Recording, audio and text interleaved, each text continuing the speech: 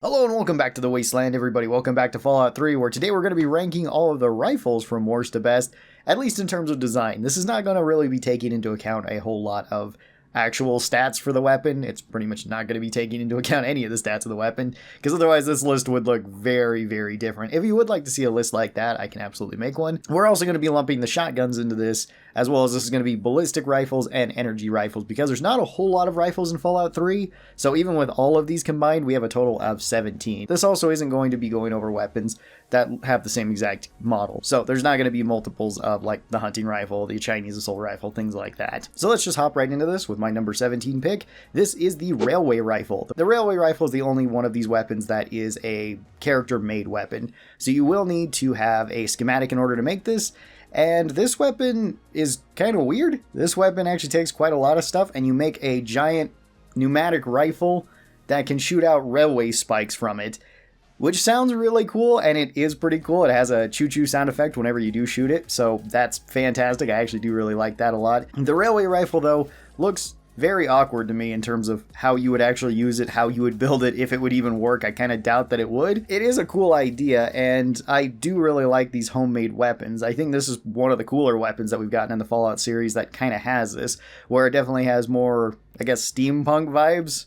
Pun intended there. The main things with this, though, is that it would seem like very difficult to actually aim, difficult to get enough pressure to actually shoot spikes out like that. It looks really awkward to actually like pick up and to shoot. So it would probably have a lot of very iffy things going around with the Wasteland. It's also just super rusted too, which I don't really care for very rusted looking weapons, even though it would make sense that most of the weapons in the Wasteland have some amount of rust on them because they have been through quite a lot. And stat-wise, the railway rifle is actually pretty good. It has good damage, per second. It has above average crit chance. It does extra limb damage. Weirdly enough, sometimes this can also cause the game to crash too, which is a little bit odd. That's not a great thing from the railway rifle, but overall the railway rifle does get our bottom spot. Coming in at number 16, we've got the combat shotgun. Now the combat shotgun, again, is a very solid weapon overall. It's arguably one of the strongest weapons. The thing about it, though, is I just don't really like the way that it looks and functions. It's modeled after a PPSH-41 submachine gun, but then scaled up to a 12-gauge shotgun, which wouldn't really work. That would be way overkill for something like that, and it would pretty much beat itself to death very, very quickly if it could even fire to begin with. The combat shotgun, at least from Fallout 3, has always been kind of a weird one. Fallout's always kind of had a weird history with combat shotguns, picking some of the most bizarre ones throughout the game's history. It would be cool if this was remodeled into a submachine gun, though, and it was just made into like the Chinese submachine gun, since that would kind of make sense. You wouldn't even really need to change the model too much. Yeah, you could potentially keep the drum magazine, just make it overall shorter so it would actually fit like 10mm into it. And that would be a pretty cool gun. Then we'd at least have two different submachine guns in Fallout 3. But sadly, we don't get that. At our number 15 spot, we have our first energy weapon. This is the alien disintegrator. This rifle is the standard rifle that the aliens use. And overall, it's actually a very strong rifle. It holds a ton of shots, it shoots pretty quick, it's got good damage. You usually get a lot of ammo for it. It's got a very fast reload animation, which is a little bit weird because of how many rounds it holds. This weapon, statistically, is actually really strong. But just like a lot of the alien weapons, it's not really one of my favorite weapons. It looks a little bit strange. It has an extremely long trigger on it, which is a little bit odd. With no trigger guard, I guess the aliens don't need that though, and the aliens' hands are quite a bit different from human hands. Although this one looks like you could actually use it. It's still got that like 1950s sci-fi look to it, which is not really my favorite look for sci-fi weapons. It's not a bad weapon by any means. Most of the rifles are actually pretty good. This is probably just my least favorite of the energy weapons in terms of looks. Coming in at our number 14 spot, we have the BB gun. This one was a little bit weird for me to put on here because the BB gun is modeled completely accurately to a Red Ryder BB gun. So in that regard, it's one of the best modeled weapons in the entire game. The main thing, though, is that the BB gun is kind of funny to be using as a weapon. Now, it has shown up in pretty much all of the Fallout games, and in some cases, the BB gun has actually been a pretty decent weapon. Fallout 3, not so much. It's basically your tutorial weapon to actually be using just for shooting targets and for killing a rad roach, one of the weakest enemies in the game. It does hold a lot of rounds, and it being your first, lever action gun, I do really like that. But it's just a very weak weapon that I don't end up using all that much throughout the game. So again, this one's a little bit strange to rank because arguably it is a lot more accurate than quite a few of the other weapons, at least in terms of design. but I would feel kind of weird for it being above quite a few other weapons. At our number 13 spot, we have the Infiltrator / the Perforator. So these weapons are unique assault rifles that you can find in the pit. And overall, these weapons actually look pretty cool. There is just one massive problem that I have with them. So starting out with the pros of this weapon, it's got a suppressor on it, it's got a scope on it, it's blacked out, and it has the same model, or pretty much the same model, as the regular assault rifle, which is modeled after a G3 rifle, which is a very cool rifle. Technically, it's modeled after quite a few rifles. The original rifle was a G3, but there's a bunch of variants of it from different countries. The main problem I have with the Perforator and with the Infiltrator is simply that somebody has went and cut the stocks off of the rifles, which is very weird to put a scope on your rifle if you're going to cut the stock off of it. I don't see why you would do that. Now, 5.56 doesn't kick very hard, so if you wanted to actually just hold this and shoot it, you probably could without too much trouble, but it would still be awkward every time that you wanted to use the scope. If this had like a shorter barrel and just the suppressor on it and it had no scope on it, I actually wouldn't have a problem with this rifle. I think it could actually work, or if this was like a folding stock or something. But with it just having the stock chopped off, that's why it gets such a low ranking here, because it just is kind of weird to be seeing in the wasteland. Coming in on my number 12 spot, we have the Tribean laser. So the Tribean laser is modeled pretty much the same as the laser rifle, just simply that it's been cut shorter so that it can split into more beams. The Tribean laser is actually a pretty solid weapon. It's a very strong weapon. It's a very scary weapon to be fighting when the super mutant overlords fight, but I don't like it as much as the full-size laser rifle. I think that one just looks a little bit better. This one looks a little bit more crude, which the laser weapons are a little bit crude, which is a little bit strange. At least the laser and the plasma rifles in Fallout 3, because these probably would have been the standard rifles for the US military before the war. I could buy people making these though, especially like the Brotherhood making these, and kind of making them to what would be just appropriate standards, whatever materials you got.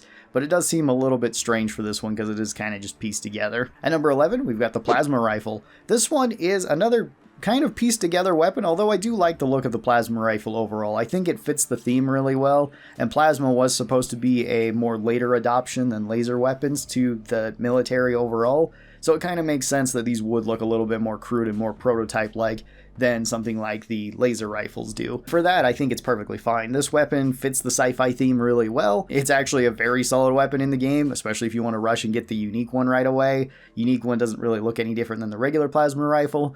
This one's a perfectly fine energy weapon to the game, just not one of my favorites. Then we got another weird one at our number 10 spot with the Tesla cannon, because this one counts as a rifle, not as a big gun. And this weapon is completely sci-fi, although I do really like the look of it, and I really like the function of the Tesla cannon. It is really cool. As to how practical this would be in the wasteland, probably not very practical, even though this doesn't actually weigh very much. These things weigh like 8 weight, the same as a plasma rifle. So lugging this thing around would just be more awkward because of the bulk of it, not really because of the weight of it. It is a very powerful weapon. It can one-shot things like vertibirds in the game.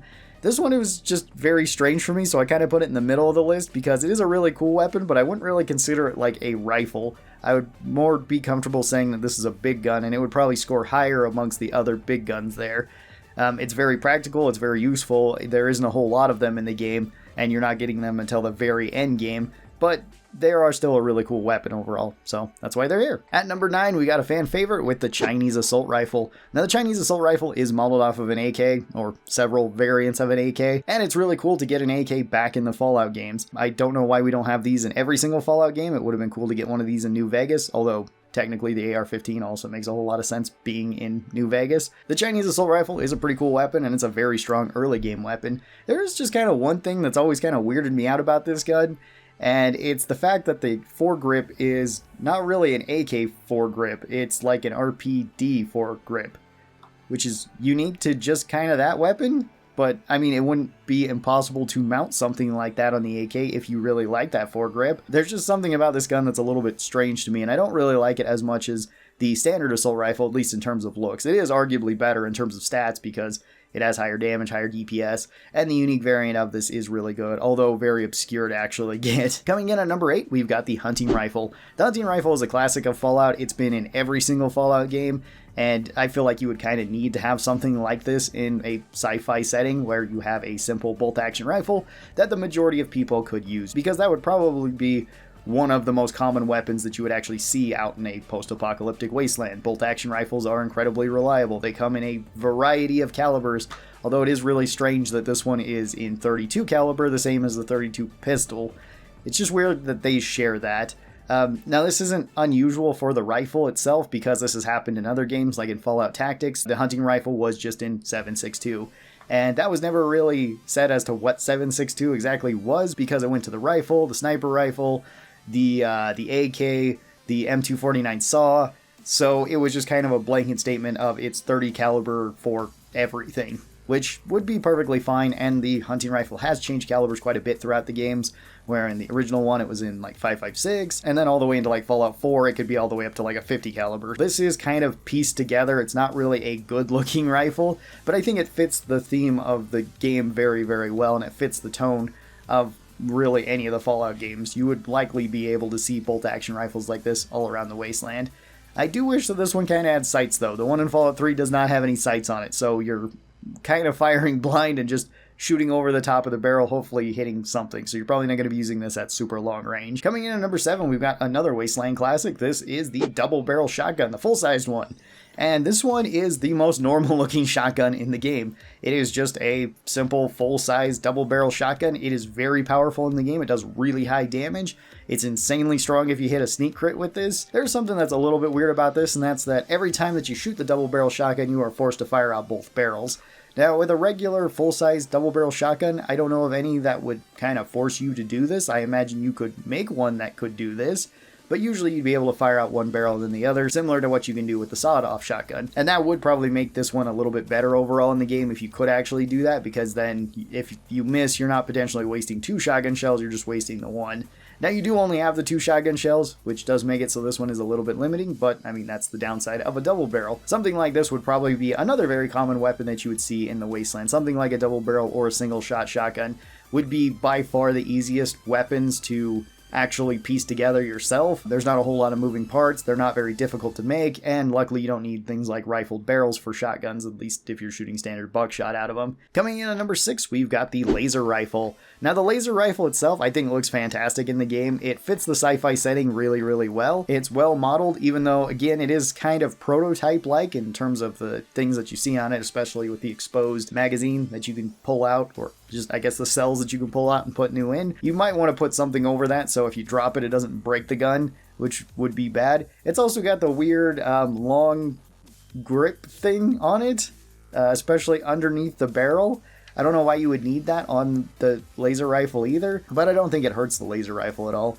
It fits really well, and I think it's one of the best energy weapons in terms of looks in any of the Fallout games. Coming in at number 5, we've got our very last energy weapon, which is the Gauss rifle. Now, the Gauss rifle is a big kind of overkill rifle, because this thing has an absolutely massive barrel on it, as well as a great big scope, and it's got, I don't know if it's supposed to be a carry handle or some sort of wind-up handle on the side. That is a little bit strange, but I do really like the look of this gun. It looks like an experimental rifle that the military could use. This is a very cool looking version of the Gauss rifle. We've gotten the Gauss rifle in quite a few different variants throughout the games of Fallout, and it just being a big old single shot rifle, I really enjoy. I think that is pretty cool. It is very heavy, at least for an energy rifle. It's 12 weight, so it's the heaviest of the rifles, but I think that kind of fits with it. A very powerful rifle, single shot, that can take down basically anything in the wasteland. It's also got a very satisfying noise to it. The Gauss rifle is probably my favorite of the energy weapons, at least in terms of looks. At number 4, we've got the sniper rifles. The sniper rifles in Fallout 3 are pretty cool. They're one of the few weapons that always has a scope on them, so that makes it so you can actually aim down sights with this. This is the only 308 rifle in the game, which does make sense. The rifle that's actually depicted in Fallout 3 isn't really based on any real-life rifle. It's kind of a combination of rifles, being both kind of sporterized rifles and some military rifles or DMRs, similar to like the Dragunov. It looks kind of like that in a way. This is a very powerful rifle. There are multiple variants of this, although they all look the same. They don't always function the same, but they all look the same. This one has good damage, it has long range, it looks the part of a sniper rifle, and it plays the part of a sniper rifle really well. We've had sniper rifles in pretty much every Fallout game as well, and most of them are kind of similar to this. Even in the older games, they're fairly similar in terms of model of this one, and they've always looked good. Coming in at number 3, we have the simple assault rifle. This one is based off of the G3 rifle, and this one looks fantastic. It's a very good model in the game. It functions really well. Sadly, it's not actually that good of a rifle in the game because something like the Chinese assault rifle just completely outcompetes it, but I do think that this one looks a little bit better, at least in terms of in-game model. It looks like it would function as an assault rifle, and it is a really cool gun overall. I just wish that it was a little bit better for you to actually be using in the game. Coming in at number 2, we have the lever action rifle. The lever action rifle is a very cool gun. Now this one does kind of have a weird reload animation. Both this one and the unique variants of it do. Although it's not inaccurate, it's just kind of strange for this type of rifle. It is a very powerful rifle. I really like the looks of it. It does fit in the wasteland really well. Lever action like this would probably still be pretty functional in the wasteland too. Lever actions are pretty durable overall, so long as the internals aren't too beat up. The main thing for me, at least the only real gripe I have about it, is the reload animation, because that is an accurate reload animation to old lever action rifles like the Henry rifle, which is what this is based off of, where you would need to pull the follower all the way to the top and then turn the barrel over so you could actually load rounds down into it, then turn the barrel back and have the follower drop down there. And you'd want to drop that slowly, because if you drop it fast, you might actually cause the cartridges to detonate, which is not great. You don't want to blow the tube of your rifle up. That wouldn't be good. And something like a Winchester rifle, which we see later in Fallout, like in Fallout New Vegas, I think would be better where you have the gate loading. And then my number 1 pick for best rifle in design, at least in my opinion, it's got to go to Lincoln's Repeater. This one looks amazing. It is a very pristine lever action rifle that looks even better than the other lever action rifles, and this was actually in the game before them. This one is just really, really solid overall. In terms of stats, it's fantastic. In terms of damage, it's fantastic. You can actually rush this really early on, which is great. Is it the strongest rifle or strongest weapon that we've talked about today? No, there's stronger ones than this, but it is still a very good weapon overall. And I really like the history with this one. I like that it's visually different. I like that it's really well put together. It looks really, really cool. And it kind of makes sense to have this, even though I don't think Abraham Lincoln actually had a lever action rifle like this.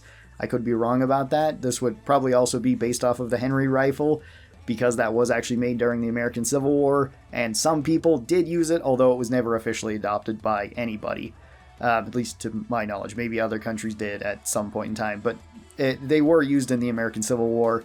But people would have bought them and used them themselves. It would have been basically bring your own gun to the war.